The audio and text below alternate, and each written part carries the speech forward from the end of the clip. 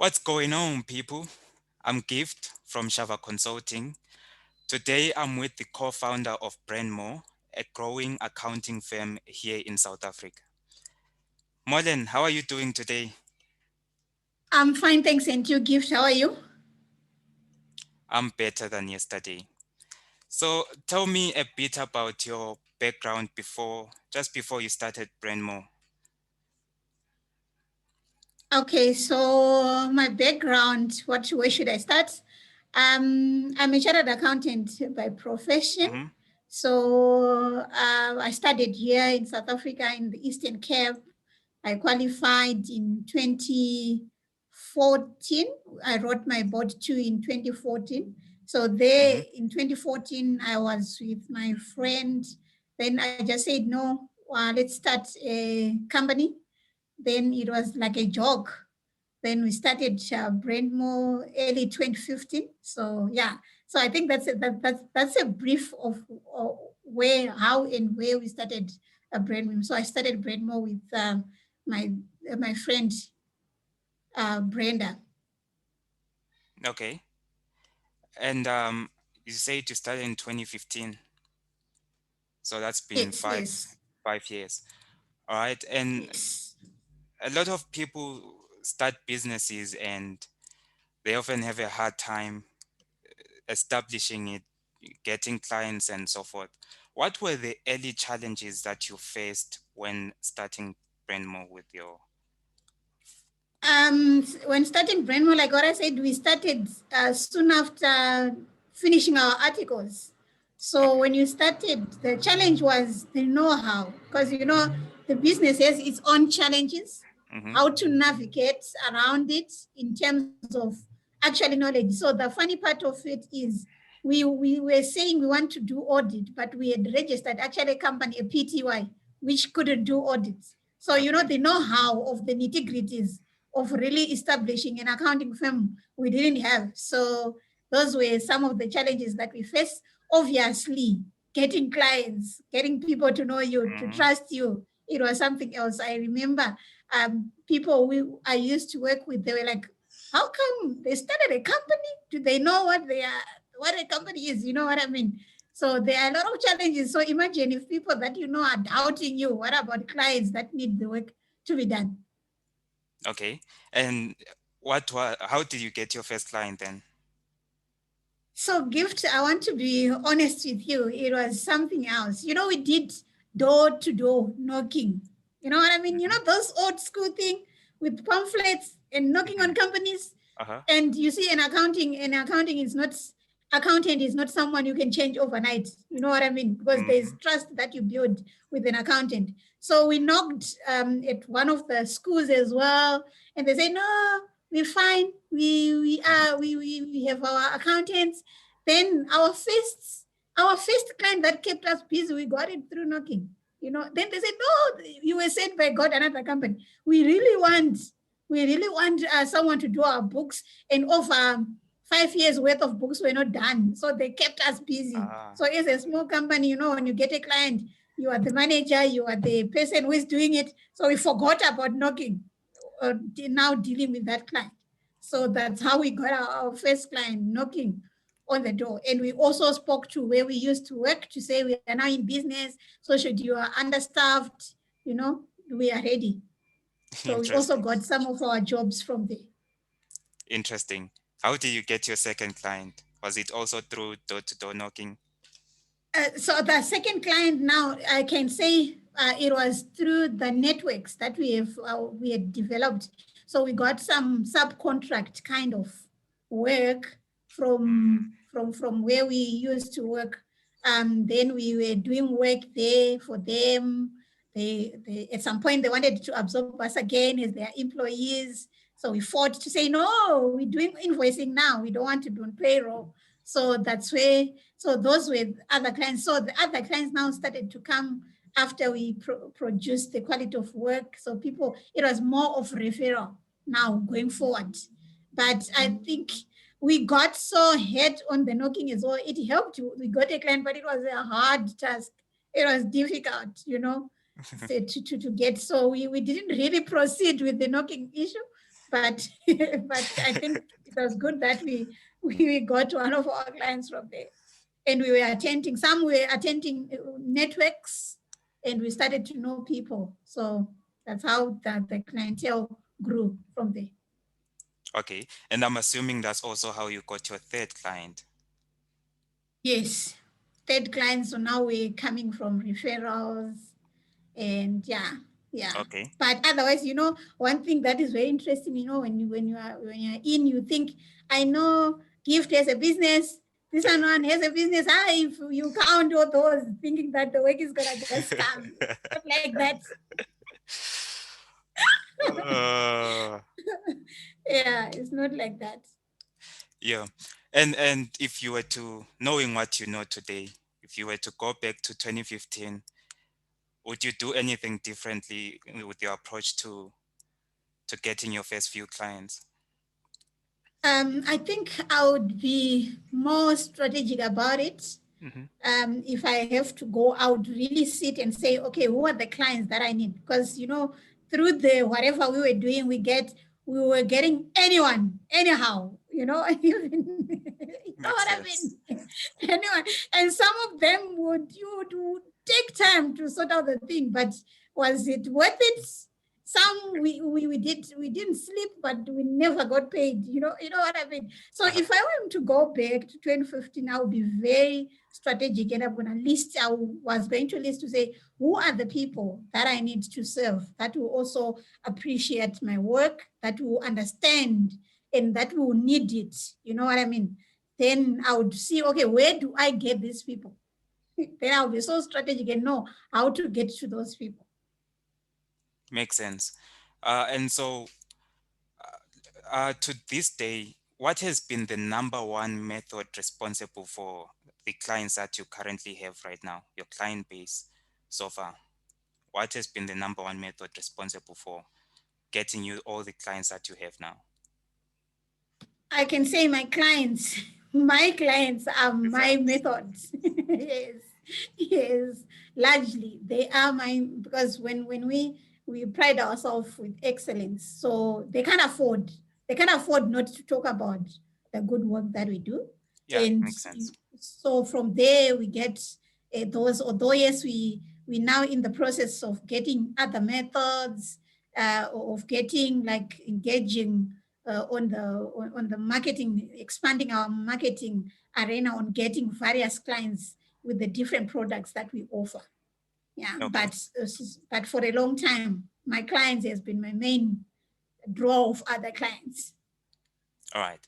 So if you were to advise other business owners on what they can do if they are struggling to attract clients, what would you say they should do if they are struggling to attract the clients that they want with their businesses?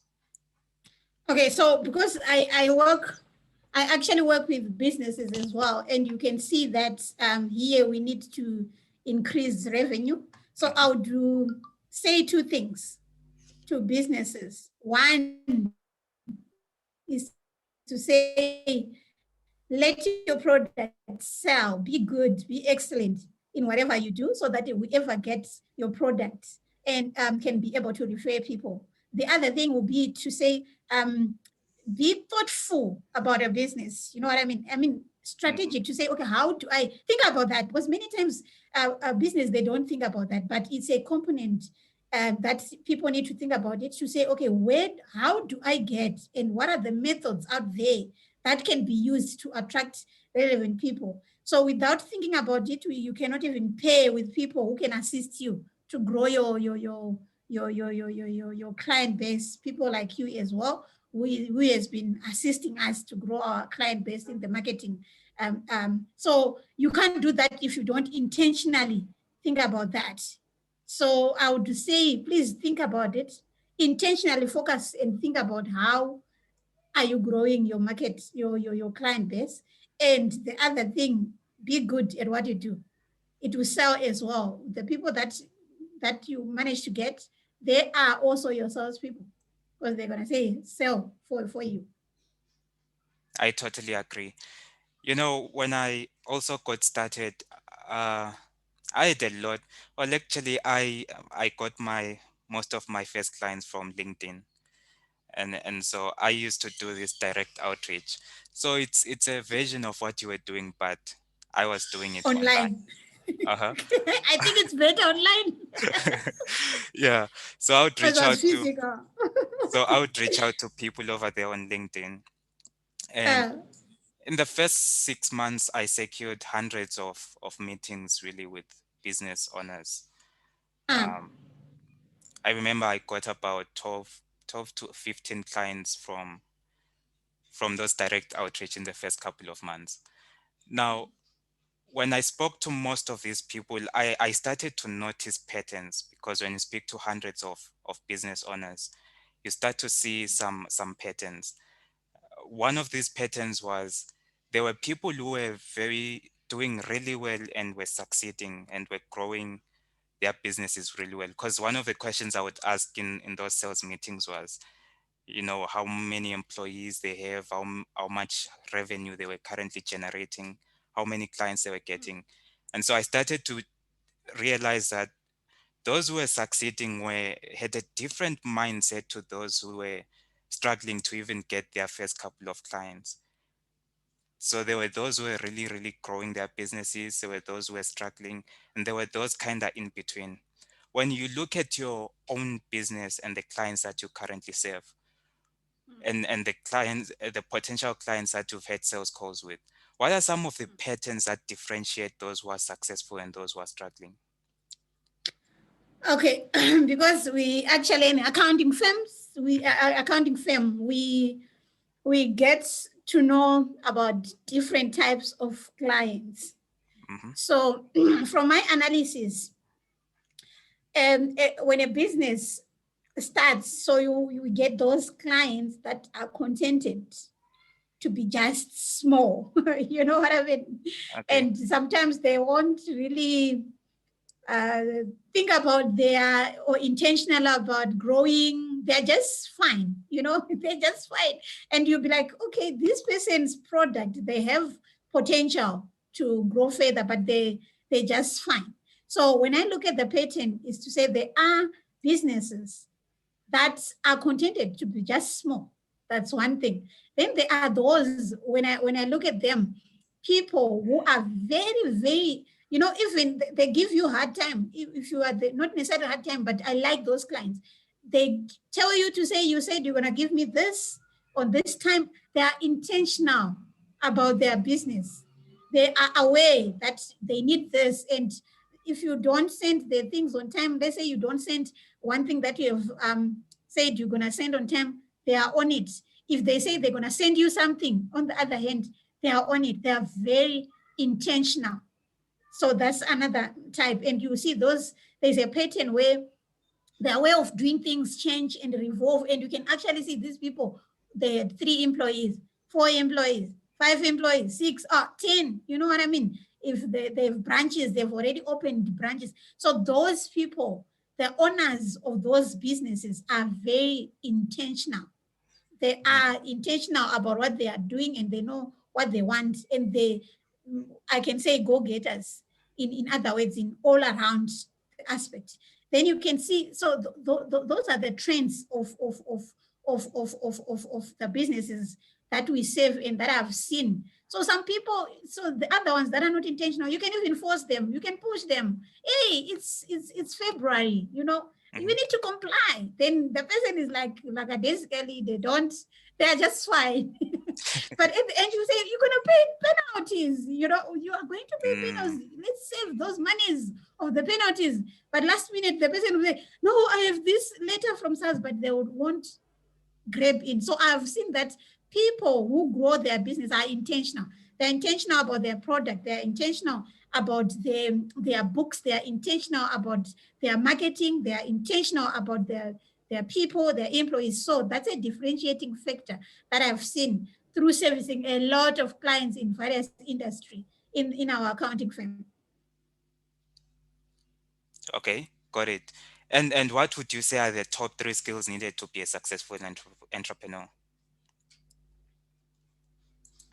Top three skills.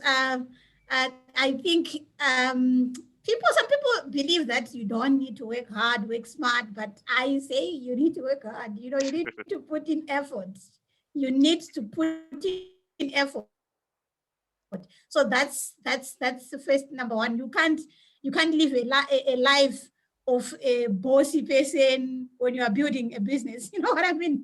So you need to dip in It's and work hard, and that's number one. The number two, yes. Did you say something? yes, on that first point, on hard work.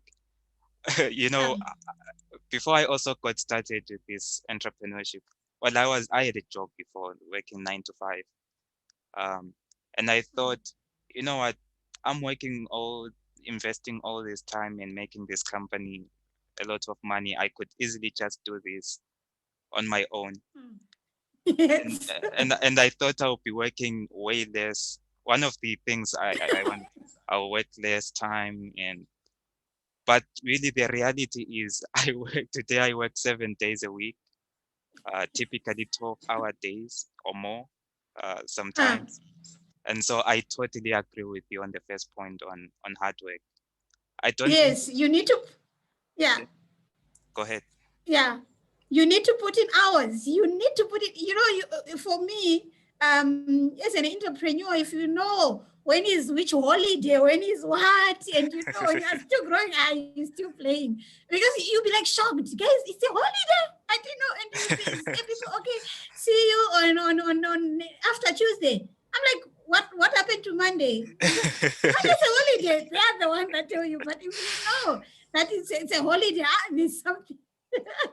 Totally agree with Something. you. I'm sure the time will come when you've already fully set up and all those the systems are in place and you have built a clientele base that is worth you staying on the beach. You know what I mean? But as an entrepreneur and you're building your business, that is given. I hear people, hey, just work smart, balance.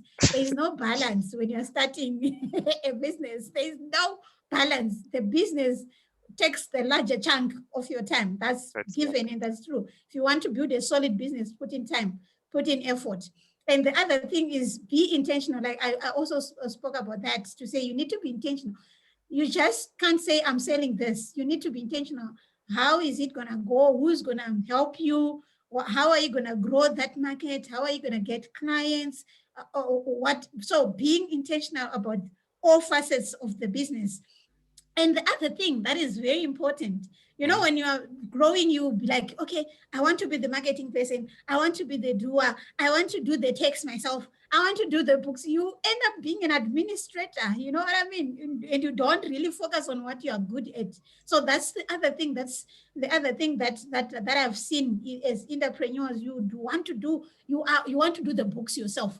Where are you going to get the time? We are saying the time it should be consumed in you getting or doing what you have expertise on, like, but it's not even enough time for you to carry, but you want to do everything. So you find out that you won't really focus on where you should focus on growing the business and working on the business as the business owner, but you are spending time on the administrative issues and all those kind of things. So make sure I think it's very important to give away all those admin. People will say, no, it will cost me money, but it will cost you growth if you don't do that. If you don't find someone who will help you that are experienced in that, in the good direction, if it's marketing, if it's accounting, if you don't find someone who can sort your compliance, look after that, then you focus on growing the business or where you have expertise in. So those are key things as an entrepreneur, Okay. according to me. Yeah.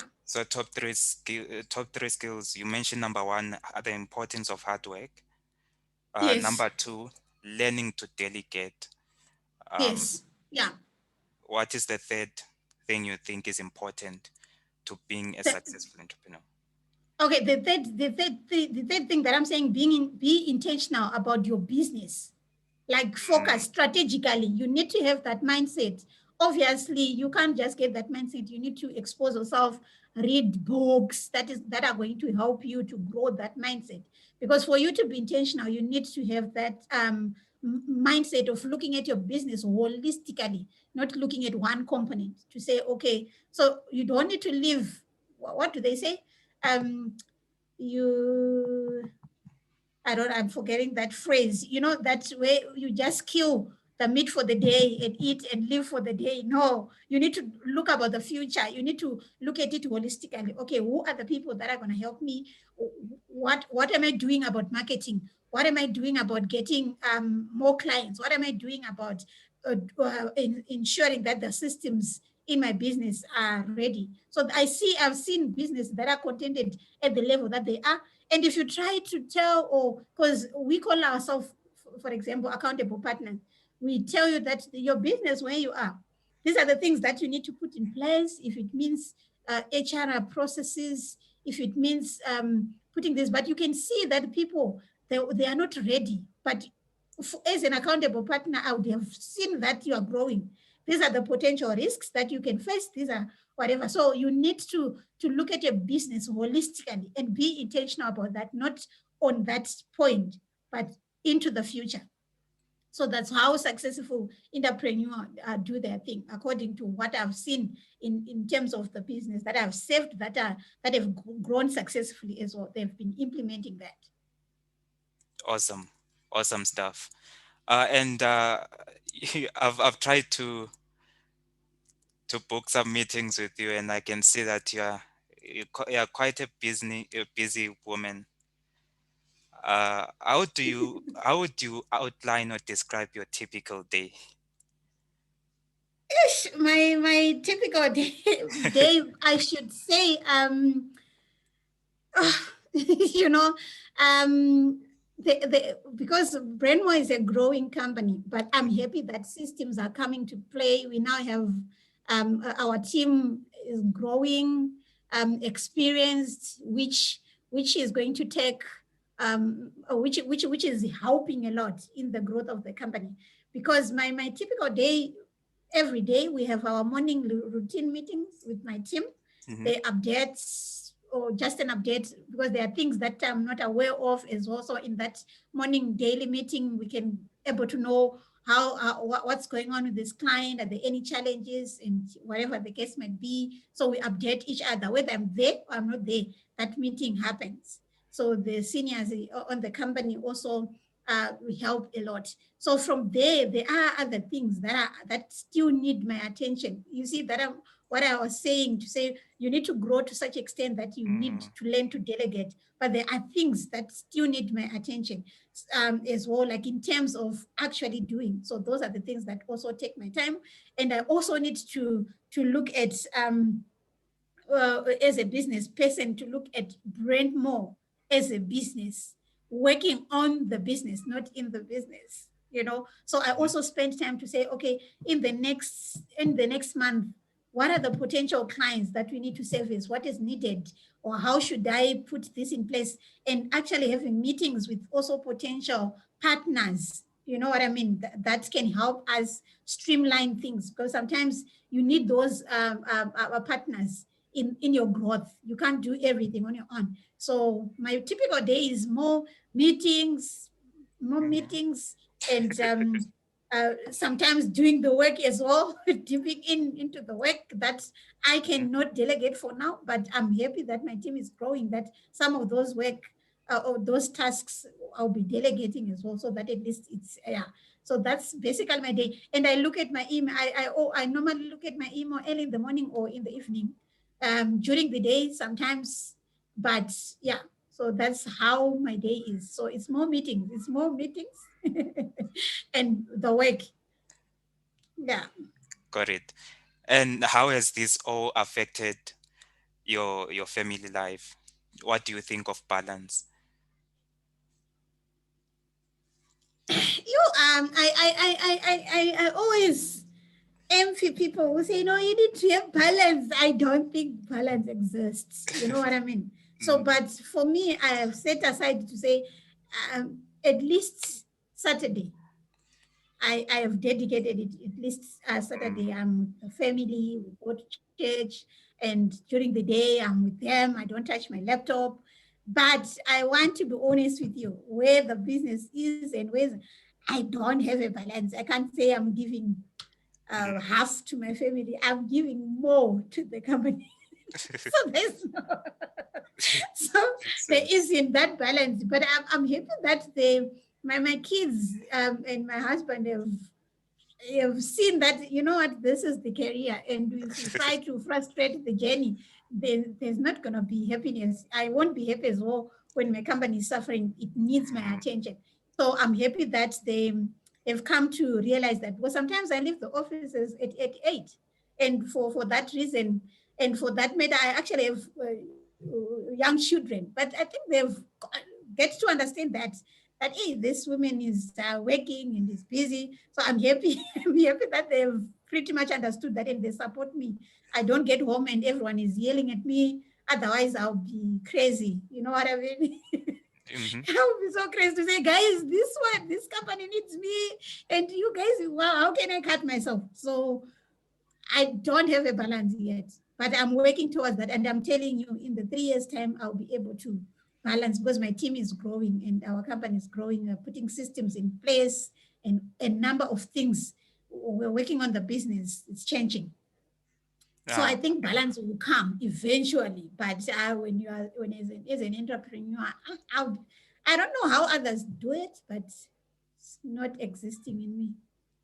Okay, interesting. Obviously, I'm a male entrepreneur. You being a female entrepreneur, do you think there are there are problems or challenges that are unique to your gender when pursuing Uh, entrepreneurship?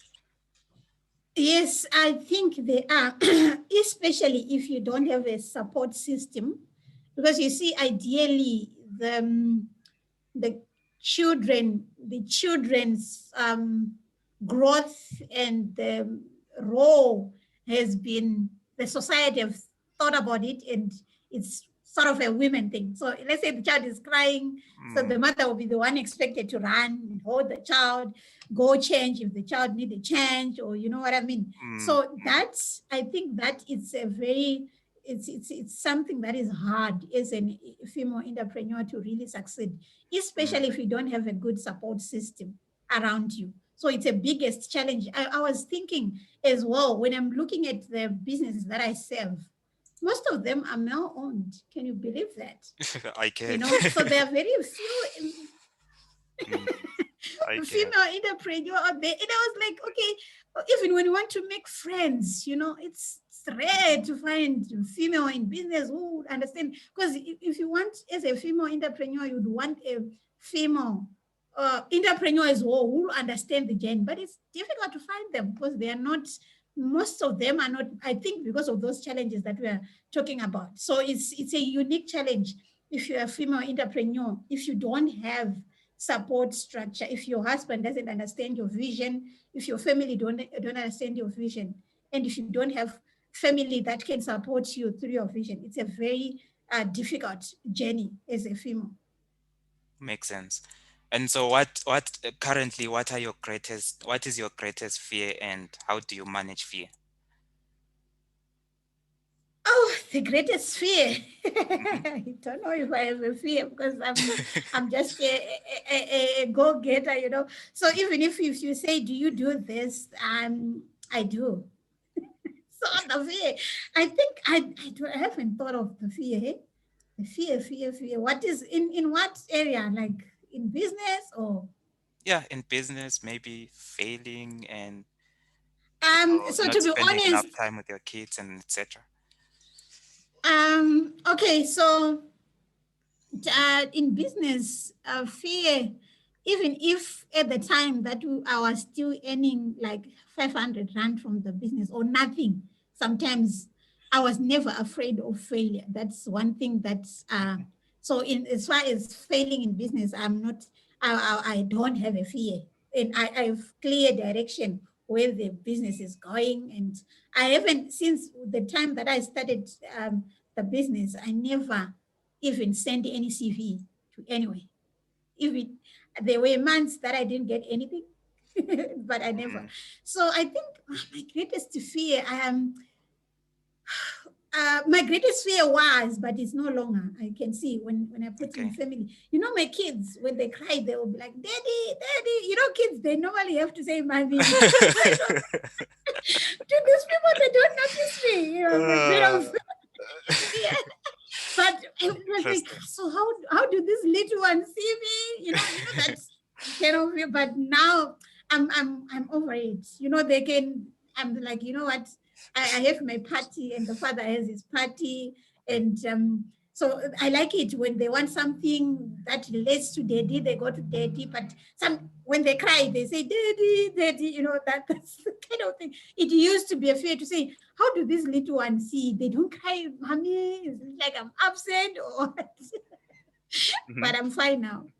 So I can say that was the fear to say, how would these people, how are their mind, or their little minds made up of, and how do they see me? But I think I'm fine. I'm over it. Got it. That one. Got Yeah. it. And so what is your favorite aspect today about being an entrepreneur that you Okay. wouldn't that you wouldn't give up to be an employee You or see, in a company? yeah. So you see, the favorite part is to see the growth and the impact that you are making in business. That I cannot trade it with anything. So that part, when you have done something for a company and you have seen the impact, your impact Hmm. in the organization, I am so proud to look at my clients and see the growth and my contribution into their company. And that I cannot trade it with anything. That's my greatest. And also the fact that I'm creating employment, it Mm, just wow me to say, okay, I need to work hard. It pushes me to say how many families are relying on the vision that I have, and how many employment am I creating in the economy where employment is tough. That I cannot trade it. So I think those two key things are very core to me, and they're my push every day. When I look at my team, I'm seeing that, you know what, they have bought into the vision, and I mhm. need to make it work, not for myself, but for everyone within the organization. That's great. And so with the next question, I want the first thought that comes to mind. What has been your most satisfying moment in business so far? The most satisfying moment in Hmm. the business so far, um, I think is satisfying. Okay, I think the first one that is coming to mind is when I saw one of my clients that I met the business was in something else. When you don't have accountants, things in order, and I reworked the things, I re-engaged SaaS, and everything is clean and clear. And I even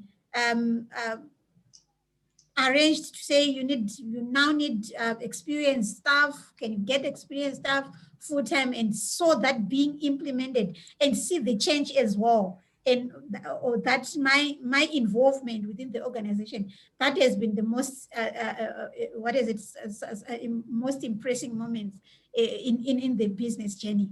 So when I see it, the company, I can see my hand, I can see my, so it's very satisfying to Hmm. see where you have touched and how things changed. Awesome. And it's interesting to see that the first thing that comes to mind is what you've done for your client, and it tells me a lot about how obsessed you are about your clients and adding value to them. I'm glad that's the first thought that came to mind. Yes. Yeah. Who's your greatest inspiration in business? Who do you look up to? Okay. I don't even know whether this lady know that I look up to her, but I used to work at a company called Ngongi. So it was a woman-owned company. So I think that's where also my idea was cemented that after articles, I'm going to that I don't know where she is now, but she has been my inspiration. Like when I look at her, and when I could pass her on the corridor. So her name is Cindy Nkonki. So it's that lady inspired me. And when I read about her history, she once started a firm. So I think she is my source of inspiration, but she doesn't know that, but she is.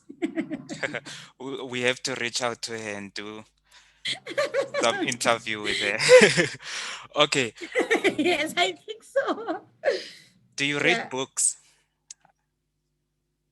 Yes, I do read books. I do read books a lot.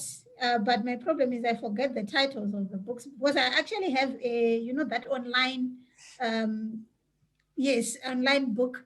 Yes, I do read books. And the recent one that I was reading is about how Jewish people, is it what the title is? How Jewish make or do their business, something like that. It's about the Okay. Jews, how they do their business, and it's practical. I love that book. I can. It's a very long book, but I always go back to it, and it's about business, and especially the people that are Christian. You want to put principles in the Bible and all those. It's practical. So I love that book. It's Jewish business success. Jewish business success. Okay. Would you say Yeah. that is your favorite book, business That's book my so far? miss. That's the most favorite. I think that book changed my mindset. Basically, in business, it changed my mindset and it's a very interesting book to read. Actually, I finished it, but I continue reading it. Yeah. Interesting. Well, there you have it, folks. The founder of Brendmo, Mrs. Mollen. How can people get in touch with you then if they are interested in your accounting services? And just tell us a little bit about the services you offer at Brendmo.